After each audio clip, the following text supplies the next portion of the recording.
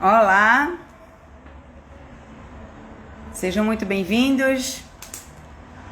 Hoje nós vamos conversar sobre ETTG. Eu não sei se vocês já conhecem esse termo, estimulação tátil térmico gustativa.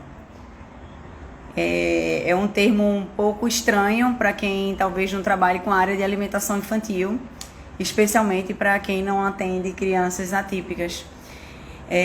Trabalhar com estimulação tátil térmico gustativa é trabalhar o despertar para a alimentação, é o acordar para a alimentação, trazer de volta o desejo da criança em querer comer, trazer de volta o prazer da criança em querer comer.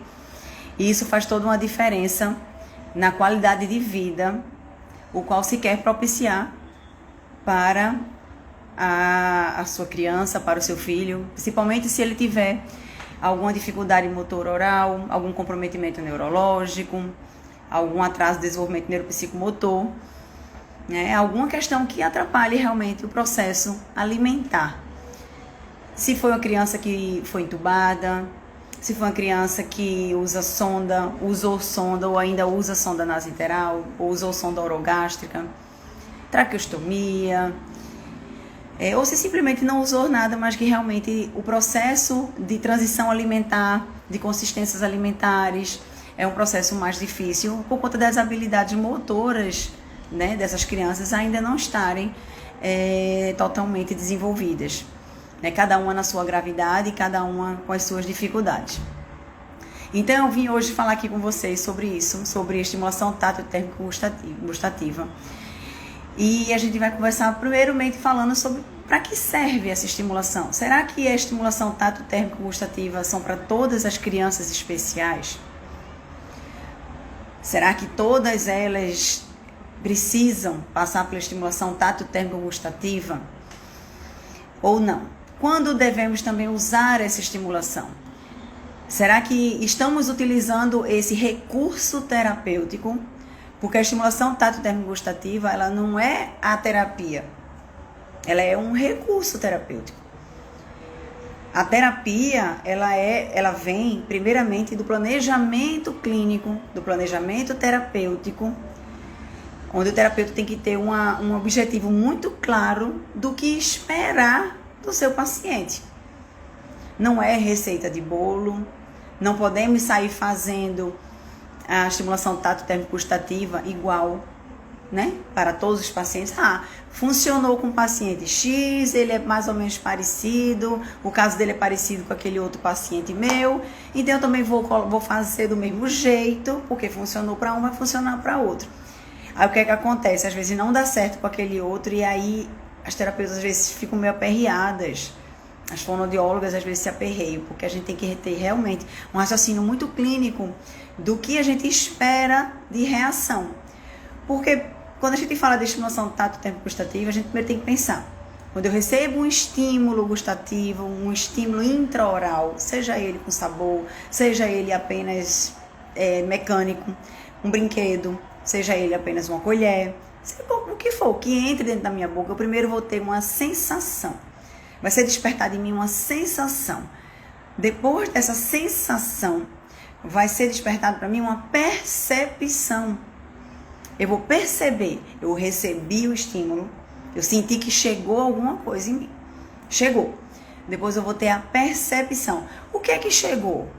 Chegou um material duro, mole, é um canudo, é uma colher, é frio, é quente, é mole, é áspero, tem sabor, não tem sabor, qual é esse sabor? É azedo, é doce, é mais amargo? Então eu vou ter essa percepção.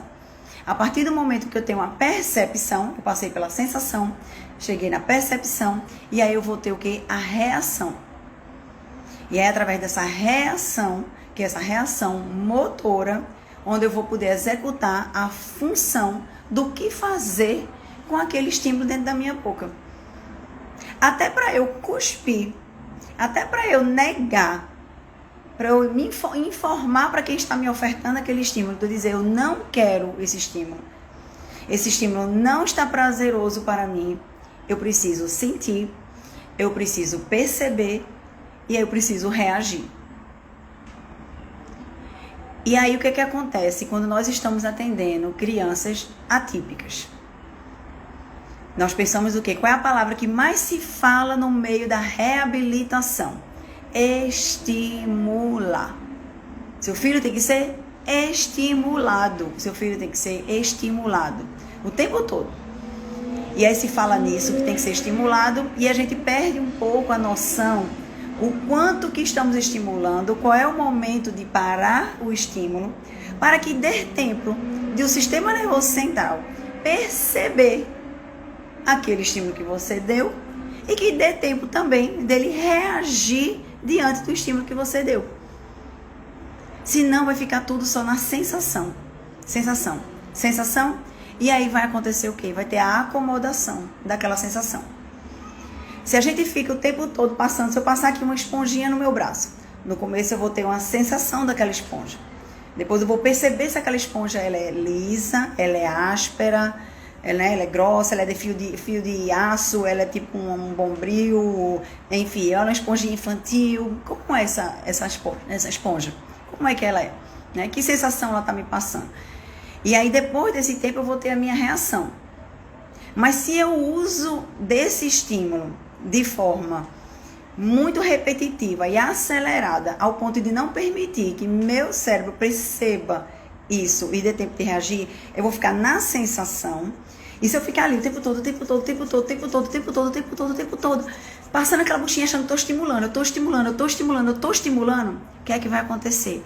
A mensagem que vai para o meu cérebro, ela vai chegar numa velocidade tão grande no meu sistema nervoso central, que ele vai entrar no processo de acomodação. Eu preciso me acomodar para aceitar aquilo ali, porque esse estímulo não está parando. E aí na hora que entra em acomodação, eu perco o quê? Eu perco a reação para uma função. E aí eu perco um momento de ouro, que seria eu trazer aquela reação para uma função dentro dos padrões normais, para uma função de um aprendizado motor, para uma nova habilidade motora. Então eu quero começar essa live falando, abrindo assim a cabeça de vocês, pensando primeiramente nisso. Nós vamos falar de estimulação tátil, térmico, gustativa. Mas nós vamos ter muito critério em quando usar, em como usar e para que usar. Tá certo? Então vamos lá. Quais são os pacientes que podem se utilizar dessa estimulação? Eu uso muito na minha clínica, eu uso bastante essa técnica em pacientes mais hiporresponsivos. O que seria isso? Pacientes que têm uma demora maior de perceber o estímulo que está sendo dado.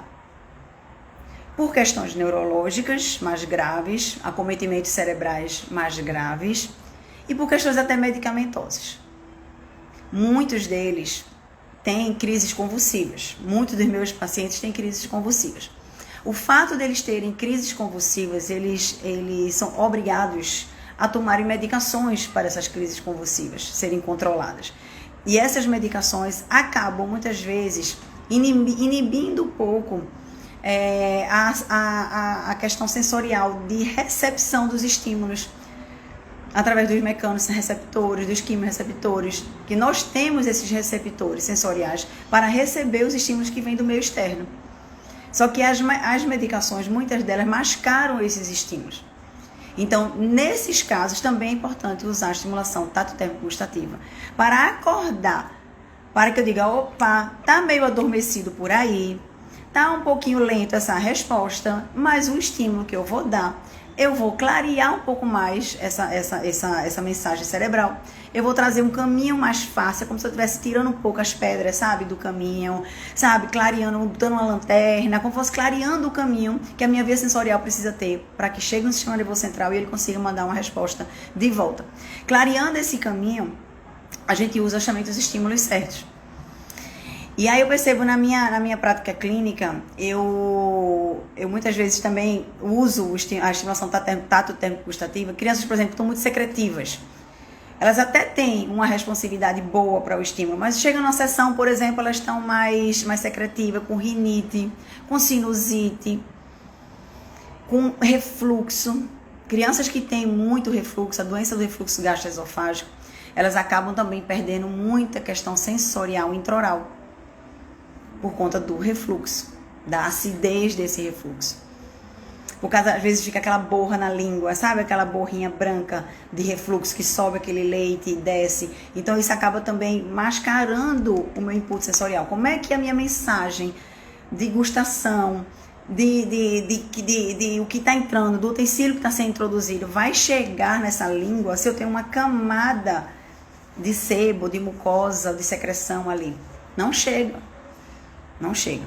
Então, quando a gente pega casos desse tipo, que tem um bloqueio, que tem uma barreira, né, envolvendo a cavidade intraoral, a gente precisa quebrar essa barreira. E uma das formas de quebrar essa barreira é utilizando a estimulação tátil-gustativa. E aí, para ser mais clara, né, eu estou falando muito desse termo, mas ainda não falei o que é. A estimulação tátil-gustativa nada mais é você trabalhar com sabores.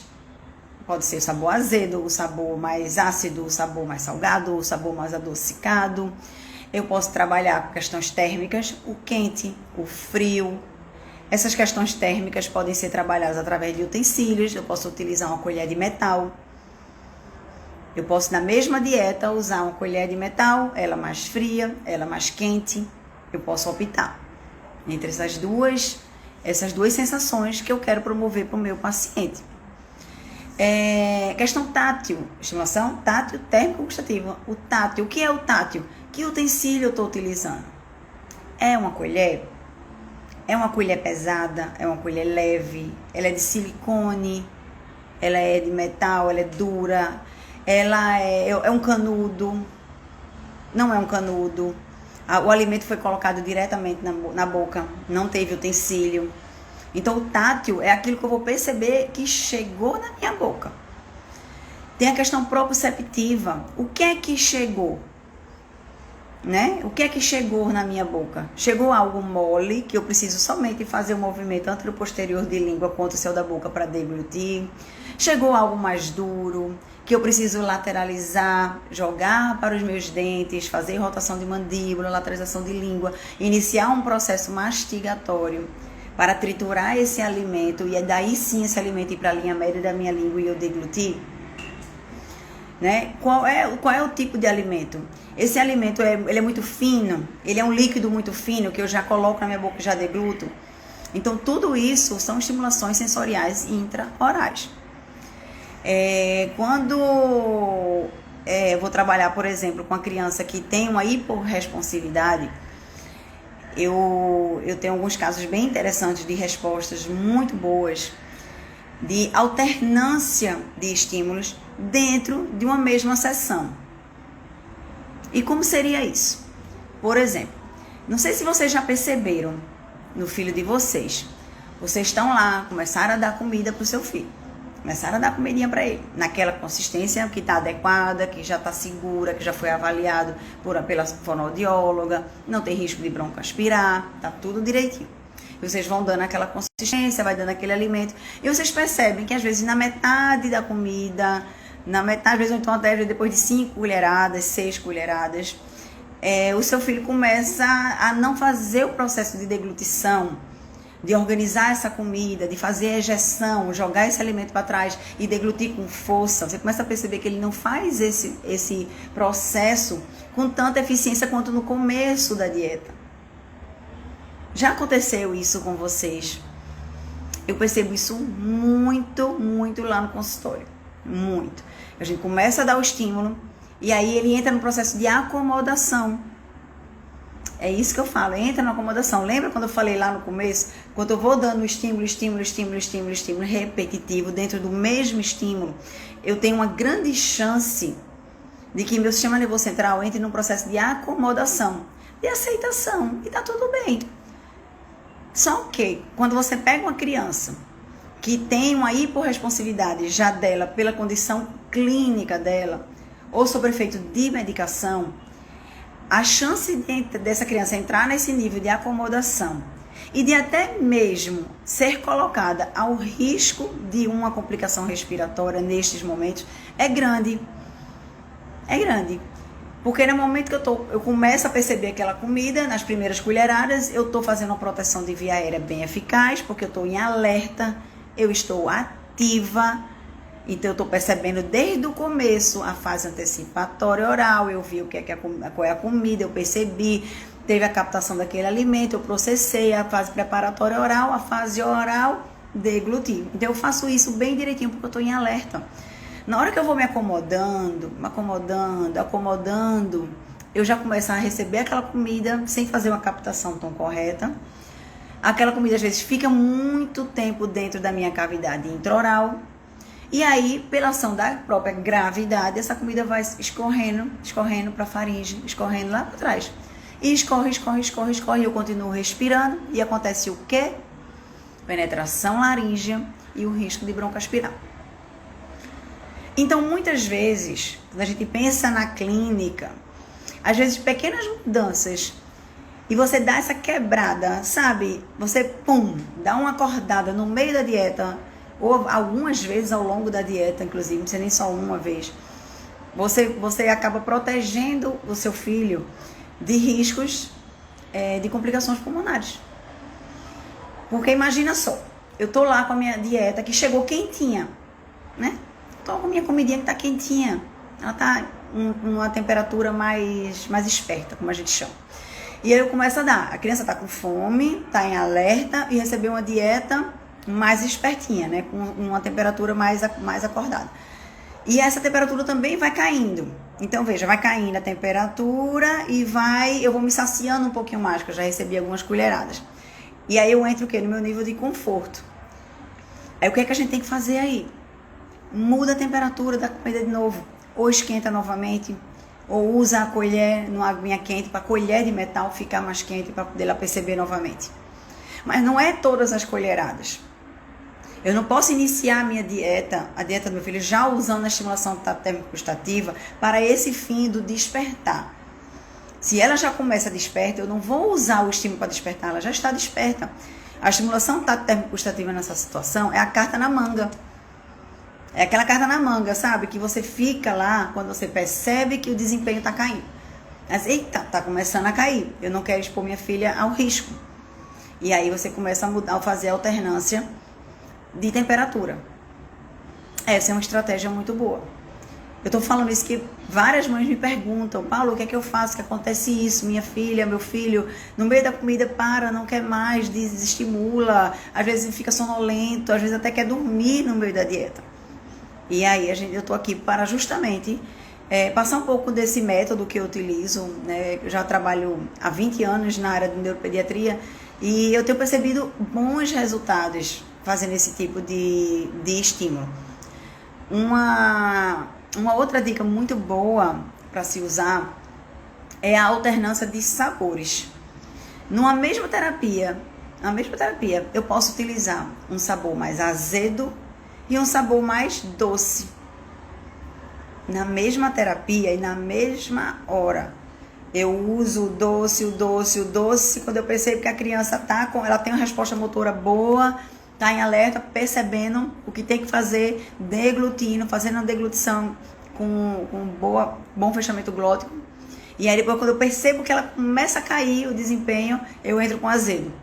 Aí, pá! Aí a criança começa a despertar de novo. Caramba, chegou outra coisa.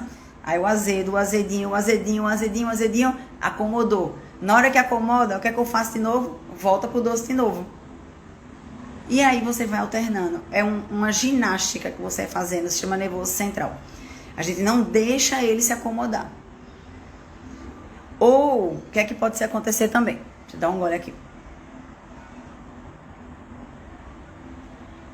O que também pode ser feita essa alternância de sabores na dieta. Vamos supor que eu estou dando uma fruta. Eu estou dando uma fruta, estou dando a manga, por exemplo. Você está dando a manga para o seu filho. Está dando a manga, está comendo a manga direitinho, mas não está percebendo que ele já não estava também engolindo direito. Pode entrar, sabe com o quê? Canela. Pega uma canela, mela o dedo e passa na lateral da boca, da parte interna. E deixa lá. Ele vai perceber o quê? Um outro estímulo. Na cabecinha dele, faz, caramba, eu tava comendo manga. Chegou agora uma coisa completamente diferente. Ele não vai ficar comendo a canela, mas a canela serviu para dar o input sensorial de alerta. De ter acordado. Então, quando ele acorda, aí ele fica lá, aí, pum, acordou, né?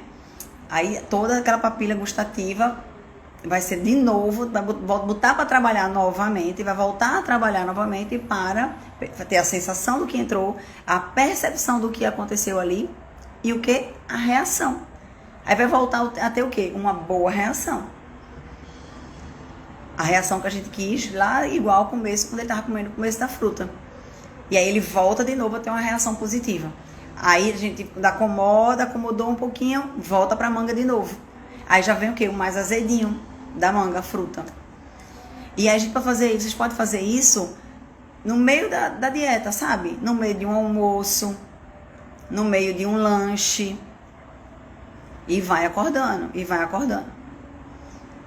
Porque vocês têm que pensar, a gente fala de estimulação tátil térmico gustativa, né? Mas a gente tem que pensar sempre nas memórias que vão ficar, né? As memórias que vão ficar. O que é que a gente quer ao alimentar uma criança? O que é que a gente espera? Eu falo muito isso. A gente não pode esquecer da fase antecipatória, que tem nossos fotorreceptores. Fotorreceptores é aquilo que a gente vê. E a gente come com os olhos também, não é? A gente come com os olhos. Então, a gente fala de estimulação tátil térmico gustativa, mas a gente também não pode esquecer do visual, que faz parte do nosso sistema sensorial. Que, na verdade, a gente na alimentação é uma das funções que a gente mais faz a integração sensorial, é na alimentação. Então, trabalhar, por exemplo, o visual com algum alimento que já tenha despertado um prazer alimentar, para nós, por exemplo, é muito, muito melhor ver uma comida que pra gente já traz prazer, já nos remete a prazer, do que a gente olhar aquela comida que já sabe que não dá prazer alimentar. Então a gente tem que ter muito cuidado com essa questão da fase antecipatória, que tem o visual, que vai ter o olfato, que vai ter o paladar também, colocar um pouco desse alimento no lábio para que a criança perceba o que é que vai entrar. Muito cuidado para não já chegar colocando a colher dentro da boca da criança, sem passar por essas fases. Porque mesmo que aquela comida seja até prazerosa, mas a forma que foi introduzida pode causar para ela, primeiro, uma reação de defesa. Então, a primeira memória que vai ser despertada lá no cérebro, vai ficar guardada no sistema límbico, talvez seja de defesa. Porque chegou de uma forma muito abrupta. Não deu tempo da criança ter a sensação, a percepção, para depois ter a reação. Se isso é introduzido de forma muito rápida, a primeira coisa que eu vou ter é uma reação, mas eu vou ter uma reação de defesa. E a gente não pode associar a alimentação à reação de defesa. É incoerente isso. Não podemos. Então, trabalhar a estimulação sensorial é fácil, desde que se saiba a hora certa de fazer, como fazer, o quanto fazer e a hora de parar. A hora de parar e a hora de esperar. É muito interessante isso. Vivemos num mundo muito acelerado, né? A gente tem uma vida muito acelerada. E essa questão da espera, o esperar a resposta, é um desafio, principalmente para nós terapeutas, que trabalham com reabilitação em neuropediatria. Esperar respostas motoras é você entender que você primeiro trouxe a sensação, ativou todos os receptores intraorais, tem que esperar esse estímulo ser enviado pela via aferente lá para o sistema nervoso central. Essa via aferente vai chegar lá no sistema nervoso central, ele vai decodificar, ele vai entender o que você colocou dentro daquela boca e ele vai planejar o que você tem que fazer como reação motora através da via eferente, que volta, e aí através de toda a nossa musculatura miofascial, nós temos as nossas respostas motoras. Isso às vezes tem um tempo. Quando eu comecei a trabalhar como fonoaudióloga, isso é uma coisa que a gente aprende com o tempo, né? E eu me lembro que às vezes eu queria resposta, porque nós terapeutas queremos resultado, né? E às vezes você tá ali com a mãe ali do lado e você faz um estímulo e não tem aquela resposta logo, fica parecendo que você não está fazendo nada. Mas essa espera é mágica. Ela é mágica, mágica mesmo. Muitas vezes quando a gente dá o estímulo, a gente sabe o que é que a gente espera de resposta, a gente tem que saber o que a gente está esperando. Aí não pode dar o estímulo e não saber o que é que eu quero de resposta. Eu tenho que entender e saber o que eu quero de resposta. Então, na hora que eu dou o estímulo e eu sei o que eu quero, eu tenho que dar um tempo, esperar mesmo. Mantendo a postura, mantendo aquela criança organizada, para que ela não precise se dispersar com outros fatores, ou para se equilibrar, ou para se organizar, ou sair de uma crise convulsiva. Então, ela precisa estar bem, organizada. E aí você dá o estímulo sensorial e espera ela dar a reação motora. Quando a gente não faz isso, a gente frustra a criança, sabe? A gente frustra ela e às vezes ela não consegue nem falar e verbalizar e dizer, poxa, me espera aí, eu tava me organizando para isso, só que eu demoro um pouquinho mais. E aí, às vezes, acontece isso na clínica, né? Eu dou o estímulo e aí eu já falo para a mãe, ó, espera. Você vai ver a resposta motora, já vai entrar essa resposta motora. E aí demora, às vezes demora ali uns segundos, 10 segundos, 15 segundos. Às vezes demora mesmo. E é uma sensação de eternidade, né? A gente que quer que a resposta seja imediata, dá a sensação de que é uma eternidade. E quando aí depois a resposta vem, ela vem de uma forma muito funcional. E muitas vezes essa resposta vem como um vedamento labial. Ela percebeu que tinha um estímulo ali no lábio. No começo estava ali. Aí você fica, não, ela não vai fechar o lábio. Ela não está percebendo nada. Mas está dando o estímulo certo. E a estimulação sensorial certa. Vai perceber. Só que a resposta pode demorar um pouquinho. Aí você espera um pouco a resposta. Depois ela faz isso, ó. Às vezes só isso. Ó, só esse movimento de abaixar o lábio superior já é um movimento motor maravilhoso para uma criança que vive com o lábio entreaberto, que não tem função motor oral de orbicular, de levantador do lábio superior. Entendeu? Então só isso, ó. E isso é o quê? É um preditivo para quê esse movimento? O que é que a gente espera quando eu quero que a resposta do meu paciente seja essa? Baixar esse lábio. O que é que eu posso querer como objetivo terapêutico? Eu posso querer que ela faça uma apreensão melhor na colher. Né? Porque se eu tenho uma criança com o lábio bem encurtado, muitas crianças especiais, principalmente as espásticas, têm esse lábio superior muito encurtado. Não desce. Então, como é que eu vou querer que uma criança que tem um lábio superior encurtado faça esse movimento no lábio? De limpar uma colher. De chupar uma laranja. Descer o lábio e chupar uma laranja. De tomar num copo. Descer o lábio e sorver, né? Tirar, fazer a retirada do líquido. Então, não é só o baixou o lábio. Eu não posso fazer o estímulo pensando só, mexeu o lábio. Não é mexer o lábio. Eu fiz um vedamento labial para uma função motor oral. Entendeu? E aí, essa função motor oral, eu tenho um objetivo muito específico para ela. Entendeu? Então, da mesma forma que às vezes eu dou um estímulo, eu dou um estímulo e eu quero que a criança apenas degluta. E se eu não tenho a paciência para esperar esse estímulo de deglutição, o que é que pode acontecer? Duas coisas importantes.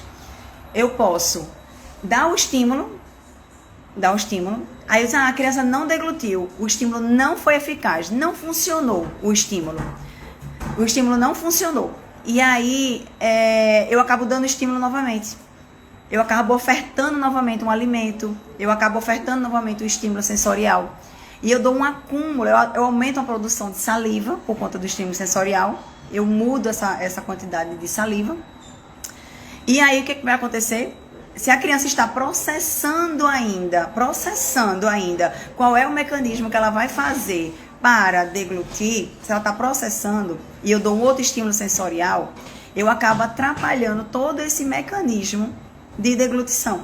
Ela pode se engasgar, ela pode ficar com um acúmulo de secreção em orofaringe e essa secreção entrar em penetração laríngea, e ela acaba broncoaspirando, entendeu? E aí eu posso prejudicar o quadro clínico dela. Por isso que fazer estimulação sensório-motor oral é muito importante, entender o que é que eu quero e ter a espera. Porque se eu não espero e dou outro estímulo, eu prejudico clinicamente. Entendeu? Então tem que ver. E eu tenho que dar o estímulo sabendo o que eu quero. Eu quero que ela degluta. Então minha atenção toda tem que ser na deglutição.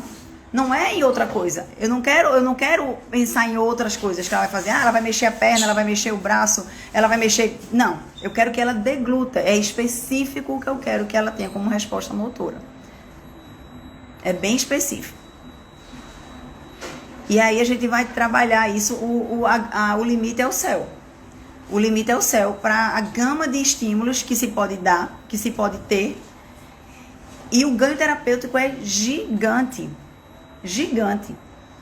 Eu já atendi pacientes que não deglutiam, vieram com diagnóstico que não deglutiam, da mãe chegar e dizer, meu filho não engole. E aí eu fiz o estímulo sensorial, aguardei, fiz as manobras e deu a resposta. E aí a mãe faz, caramba, deglutiu. Mas deglutiu porque o estímulo foi certo, porque o raciocínio clínico foi certo. E a espera foi certa. Entendeu? Então isso é muito importante para a gente não até alterar clinicamente a criança, desorganizar a criança. Muitas vezes um estímulo sensorial errado, você pode desorganizar aquela criança. Se eu dou um estímulo azedo em excesso e aquilo causa um desconforto muito grande, essa criança pode entrar até em crise convulsiva. Ela pode começar a entrar em reflexos patológicos, movimentos compensatórios. E aí a gente foge completamente do que a gente quer com a reabilitação, com neuroplasticidade. Porque o quê? A gente vai mandar uma mensagem negativa para o cérebro. A mensagem vai ser completamente distorcida. E o que a gente quer em reabilitação é o quê? Que a criança faça uma função o mais próximo do normal possível. É isso que a gente quer. Que a criança tenha a função o mais próximo do normal possível. Entendeu? Então é isso. Trabalhar clinicamente não é mágica, mas a gente pode realmente transformar. E são coisas simples, do dia a dia. Eu quis trazer esse tema porque é um tema simples. Hoje, dia de feriado, nem fiz chamada antes para chamar ninguém. Nem ia fazer a live hoje, mas resolvi falar sobre esse tema para poder trabalhar um pouquinho isso com vocês, a questão do quanto que o estímulo sensorial é importante e faz a diferença no dia a dia mesmo de vocês, no dia a dia, na clínica de vocês. Eu estou aberta a tirar qualquer dúvida que vocês tenham. Se vocês tiverem alguma dúvida, podem me perguntar aqui no Instagram, podem me perguntar no direct. Muita gente gosta de me perguntar também no direct. Mas é um assunto que faz bastante diferença, tenho certeza disso. Talvez vocês nunca tenham colocado isso em prática, mas pensa um pouquinho, tentem em casa intercalar sabores, intercalar temperaturas, mudar utensílios. Tentem fazer esse teste e observem as respostas dos filhos de vocês. Observe a resposta do seu filho, se vai ser positiva ou negativa. Porque não é porque eu falei, a estimulação térmico-gustativa é muito legal, mas se a resposta foi negativa, para e reavalia. Minha filha faz muita careta quando dá limonada, mas ela depois acaba abrindo a boquinha novamente e pedindo. Então, o limão é interessante, né? O limão a gente geralmente faz careta quando a gente recebe o limão, né? Geralmente a gente vai dar aquela careta, mas se a gente continua estimulando o limão, com o limão, o que é que acontece? Quando eu falei, a acomodação. Por isso que ela começa fazendo a careta e depois ela acomoda e depois ela vai.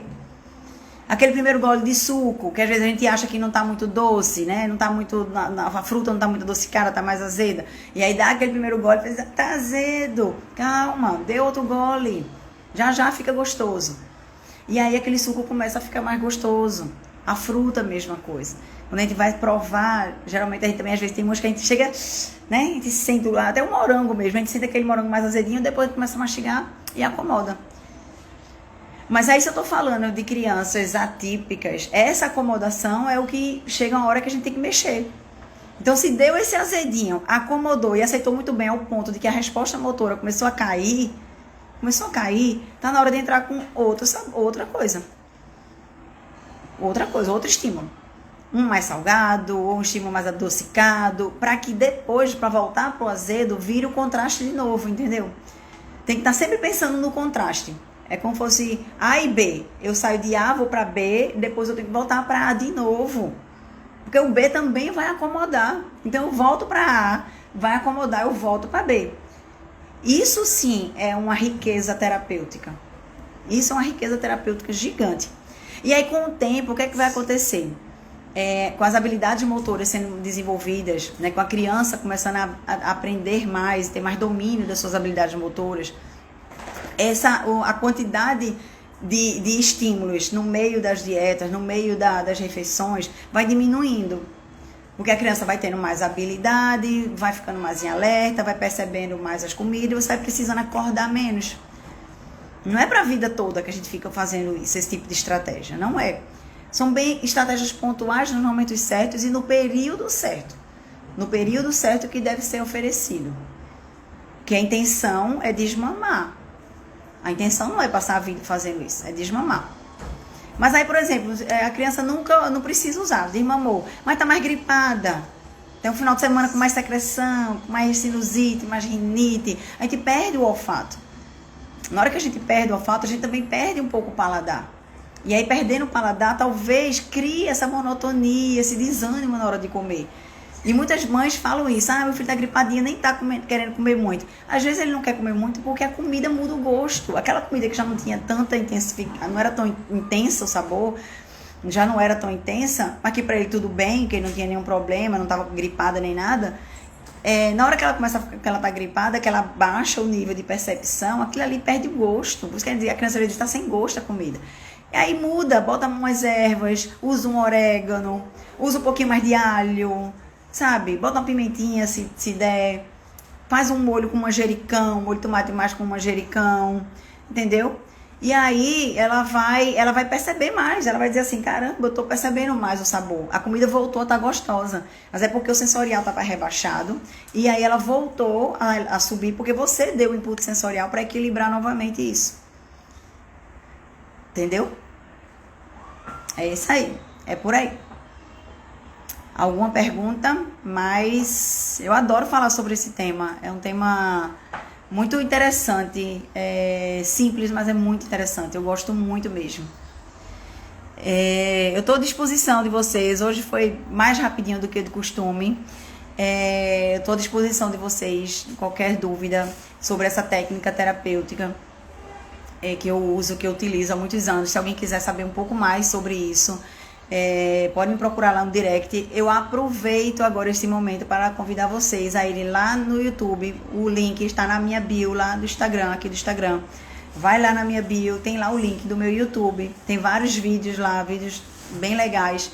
Se inscrevam, compartilhem e será muito bom ter vocês lá também no YouTube me acompanhando.